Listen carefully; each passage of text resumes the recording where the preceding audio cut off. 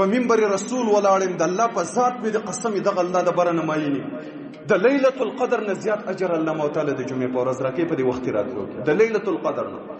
په لیلة القدر کې زما او ستا عبادت خیر من 1000 شهر د 83 سال د عبادت نه غوره ده 83 سال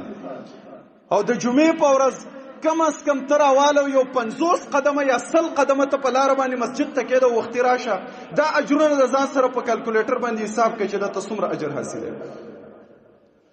83 قدمونه چې کېده د 83 سال برابر شو 83 قدمونه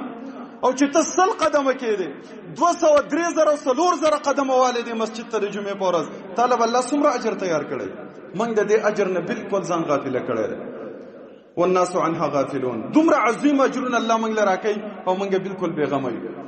الله موږ له سبانه ګوري زمارونو د دې جنت ته تلو لپاره سچل الله ګوري چې د خپل بنده په سچل د جنت ته بوزم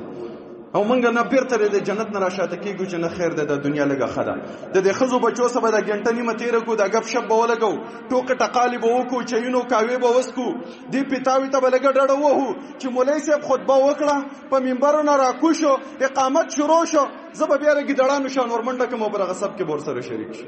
او دا دومره عظیم اجر چې الله زما ستاره جنت د تلو په سره یو قسم په دې ورځ کې په دې قدمونو باندې والله د یوې ذره د یو عمل د پاره په پسخیګو په قیامت کې